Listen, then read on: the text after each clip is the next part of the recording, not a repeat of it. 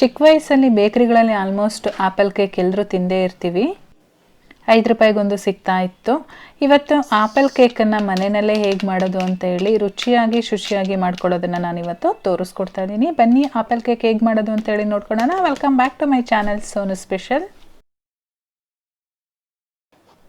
ನಾನಿಲ್ಲಿ 150 gram vanilla flavour ಇರ್ತಕ್ಕಂಥದ್ದು plain ಕೇಕನ್ನು ತೊಗೊಂಡಿದ್ದೀನಿ. ನೀವು ಪ್ಲೈನ್ ಕೇಕನ್ನೇ ತೊಗೊಳ್ಬೇಕು ಅಂತ ಏನಿಲ್ಲ, ಯಾವುದೇ ಕ್ರೀಮ್ ಕೇಕ್ ಆದರೂ ತೊಗೊಳ್ಬೋದು ಅಥವಾ ಬ್ರೆಡ್ ಬಿಸ್ಕೆಟ್ ಈ ರೀತಿ ಏನು ಬೇಕಾದ್ರೂ ತೊಗೊಳ್ಬೋದು. ಇದ್ರ ಜೊತೆಗೆ ಮನೆಯಲ್ಲಿ ಬರ್ತಡೇಗಳಾದಾಗ ಕೇಕ್ ಅಂತೂ ತುಂಬಾ ಉಳಿದಿರುತ್ತೆ. ಅಂಥ ಟೈಮಲ್ಲಿ ನೀವು ಈ ರೀತಿ ಕೇಕನ್ನು ಮಾಡ್ಕೊಳ್ಬೋದು ಅಥವಾ ದಿಢೀರಂತ ಮಕ್ಕಳು ಕೇಳಿದಾಗ ಈ ಸ್ವೀಟನ್ನ ಮಾಡ್ಕೊಳ್ಬೋದು. ತುಂಬಾ ಚೆನ್ನಾಗಿ ಬರುತ್ತೆ ಮನೆಯಲ್ಲಿ ಮಾಡೋದು. ಈ ರೀತಿ ಚೆನ್ನಾಗಿ ಕೈನಲ್ಲೇ ಅದನ್ನು ಪೌಡರ್ ಮಾಡ್ಕೊಳ್ಳೋಣ. ಮಿಕ್ಸಿ ಜಾರಲ್ಲೆಲ್ಲ ಹಾಕಿ ಮಾಡ್ಕೊಳ್ಳೋ ಅಂಥ ಅವಶ್ಯಕತೆ ಏನಿಲ್ಲ, ಕೈನಲ್ಲೇ ನೀಟಾಗಿ ಪೌಡರ್ ಆಗುತ್ತೆ. ಇಷ್ಟ ಆದರೆ ಸಾಕು. ಸ್ಟವ್ ಮೇಲೆ ಒಂದು ಪ್ಯಾನ್ ಇಟ್ಕೊಂಡಿದ್ದೀನಿ. ಇದಕ್ಕೆ ನಾನು 5 ಟೇಬಲ್ ಸ್ಪೂನಷ್ಟು ಸಕ್ಕರೆನ ಸೇರಿಸ್ಕೊಳ್ತಾ ಇದ್ದೀನಿ. ಇದಕ್ಕೆ ಅರ್ಧ ಕಪ್ಪು ನೀರನ್ನು ಸೇರಿಸ್ಕೊಳ್ತಾ ಇದ್ದೀನಿ.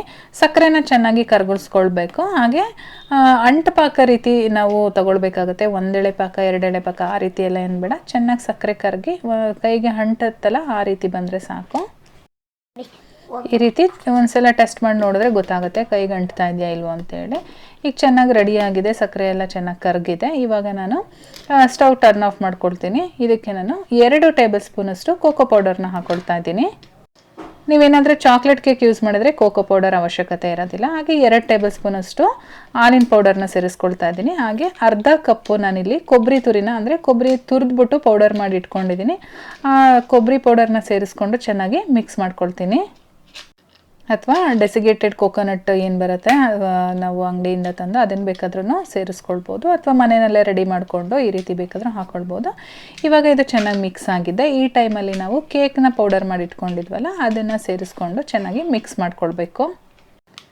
ನಾನು ಇನ್ನೂ ಕೂಡ ಸ್ಟವ್ನ ಆನ್ ಮಾಡ್ಕೊಂಡಿಲ್ಲ, ಸ್ಟವ್ ಆಫಲ್ಲೇ ಇದೆ. ಚೆನ್ನಾಗಿ ಮಿಕ್ಸ್ ಮಾಡ್ಕೊಂಡು ಆದಮೇಲೆ ಸ್ಟವ್ ಆನ್ ಮಾಡ್ಕೊಳ್ತೀನಿ. ನಾವಿಲ್ಲಿ ಹಾಲಿನ ಪೌಡರು ಮತ್ತು ಕೊಬ್ಬರಿ ಎಲ್ಲ ಸೇರಿಸಿರೋದ್ರಿಂದ ಟೇಸ್ಟ್ ಅಂತೂ ತುಂಬಾ ಚೆನ್ನಾಗಿ ಬರುತ್ತೆ. ಇನ್ಸ್ಟಂಟಾಗಿ ಒಂದು 5 ನಿಮಿಷದಲ್ಲೆಲ್ಲ ನಾವು ಈ ಕೇಕನ್ನು ರೆಡಿ ಮಾಡ್ಕೊಳ್ಬೋದು. ತುಂಬಾ ಚೆನ್ನಾಗಿರುತ್ತೆ. ಮಕ್ಕಳು ಮನೇಲಿ ಇದ್ರಂತೂ ಈ ರೀತಿ ಮಾಡಿಕೊಡಿ, ತುಂಬ ಇಷ್ಟಪಟ್ಟು ತಿಂತಾರೆ.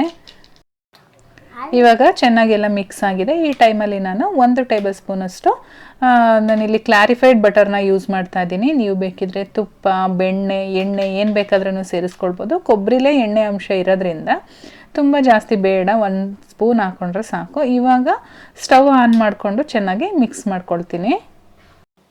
ನಮಗೆ ಉಂಡೆ ಮಾಡೋಕ್ಕೆ ಬರಬೇಕು, ಆ ಕನ್ಸಿಸ್ಟೆನ್ಸಿ ಬರೋವರೆಗೂ ನಾವು ಈ ರೀತಿ ಚೆನ್ನಾಗಿ ಮಿಕ್ಸ್ ಮಾಡ್ಕೊಳ್ಬೇಕು. ಎಲ್ಲ ಒಟ್ಟುಗೂಡಿ ಬರುತ್ತೆ ಒಂದು ಮುದ್ದೆ ಥರ. ಅಲ್ಲಿವರೆಗೂ ಈ ರೀತಿ ನಾವು ಒಂದು ಲೋ ಫ್ಲೇಮಲ್ಲಿ ಇಟ್ಕೊಂಡು ಮಾಡ್ಕೊಳ್ಬೇಕಾಗತ್ತೆ. ಈ ರೀತಿ ತಿರುಗಿಸ್ತಾ ಇದ್ದಂಗೆ ನಮಗೆ ತಳ ಬಿಟ್ಟು ಬರೋಕ್ಕೆ ಸ್ಟಾರ್ಟ್ ಆಗಿದೆ. ನೀವು ನೋಡ್ತಾ ಇರ್ಬೋದು. ಇವಾಗ ನಮಗೆ ಉಂಡೆ ಮಾಡೋ ಕನ್ಸಿಸ್ಟೆನ್ಸಿಗೆ ಬಂದಿದೆ. ಇವಾಗ ರೆಡಿಯಾಗಿದೆ ಇದು. ಏನಾದರೂ ಸ್ವಲ್ಪ ಬಿಸಿ ಇದ್ದರೆ ತಣ್ಣಗಾಗೋವರೆಗೂ ನಾವು ಎತ್ತಿಟ್ಕೊಂಡು ಆಮೇಲೆ ಉಂಡೆಗಳನ್ನ ಮಾಡ್ಕೊಳ್ಬೋದು. ಹಾಗಾಗಿ ನಾನು ಸ್ಟವ್ನ ಆಫ್ ಮಾಡಿಕೊಂಡು ಒಂದು 5 ನಿಮಿಷ ಸೈಡಲ್ಲಿ ಎತ್ತಿಟ್ಕೊಂಡಿರ್ತೀನಿ. ನಮಗೆ ಕೈಯಲ್ಲಿ ಮುಟ್ಟೋವಷ್ಟು ಬಿಸಿ ಇದ್ದರೆ ಸಾಕು. ಇವಾಗ ನಮಗೆ ಯಾವ ಸೈಜಲ್ಲಿ ಬೇಕೋ ಆ ಸೈಜಲ್ಲಿ ಉಂಡೆಗಳನ್ನ ಮಾಡ್ಕೊಳ್ಬೋದು. ಸಾಮಾನ್ಯವಾಗಿ ನಮಗೆ ಯಾವ ಸೈಜಲ್ಲಿ ಸಿಗುತ್ತೆ ಅದೇ ಸೈಜಲ್ಲಿ ನಾನು ಬೇಕ್ರಿಗಳಲ್ಲಿ ಸಿಗುತ್ತಲ್ಲ ಆ ಸೈಜಲ್ಲೇ ಈ ರೀತಿ ಉಂಡೆಗಳನ್ನ ಮಾಡ್ಕೊಳ್ತಾ ಇದ್ದೀನಿ. ನೀಟಾಗಿ ಮಿಕ್ಸ್ ಮಾಡಿಕೊಂಡ್ರೆ ಎಲ್ಲೂ ಕೂಡ ಕ್ರ್ಯಾಕ್ಸ್ ಆಗೋದಿಲ್ಲ, ನೀಟಾಗಿ ಬರುತ್ತೆ. ನೋಡ್ತಾ ಇರ್ಬೋದು ಎಷ್ಟು ಚೆನ್ನಾಗಿ ಬರ್ತಾ ಇದೆ ಅಂತೇಳಿ. ಈ ಸೈಜಲ್ಲಿ ಮಾಡಿ ನಾನು ಒಂದು ಪ್ಲೇಟಲ್ಲಿ ಟ್ರಾನ್ಸ್ಫರ್ ಮಾಡಿ ಇಟ್ಕೊಳ್ತಾ ಇದ್ದೀನಿ. ಇದೇ ರೀತಿಯಾಗಿ ಎಷ್ಟು ಉಂಡೆಗಳಾಗುತ್ತೋ ಅಷ್ಟನ್ನು ಕೂಡ ಮಾಡಿ ಇಟ್ಕೊಳ್ಳೋಣ. ಅದಾದಮೇಲೆ ನಾನಿಲ್ಲಿ ಮತ್ತೆ ಕೊಬ್ಬರಿ ಪೌಡರ್ನ ತೊಗೊಂಡು ಇದ್ರ ಮೇಲ್ಗಡೆ ಕೋಟ್ ಮಾಡ್ತಾ ಇದ್ದೀನಿ. ಅಂದರೆ ಒರಳಿಸ್ಕೊಂಡು ಇಟ್ಟಿದ್ರೆ ನಮ್ಮದು ಆಪಲ್ ಕೇಕ್ ರೆಡಿ ಆಗುತ್ತೆ. ಖಂಡಿತವಾಗ್ಲೂ ಒಮ್ಮೆ ಮಾಡಿ, ತುಂಬಾ ಚೆನ್ನಾಗಿ ಬರುತ್ತೆ. ಎಲ್ಲರೂ ಕೂಡ ಇಷ್ಟಪಟ್ಟು ತಿಂತಾರೆ. ಹೇಗೆ ಬಂತು ಅಂತೇಳಿ ನನಗೆ ಮಾಡಿ ಕಮೆಂಟ್ ಮಾಡಿ ತಿಳಿಸಿ. ರೆಸಿಪಿ ಇಷ್ಟ ಆಗಿದರೆ ಲೈಕ್ ಮಾಡೋದಂತೂ ಮರಿಬೇಡಿ. ಹಾಗೆ ನಿಮ್ಮ ಫ್ಯಾಮಿಲಿ ಫ್ರೆಂಡ್ಸ್ ಜೊತೆ ಶೇರ್ ಮಾಡ್ಕೊಳ್ಳಿ.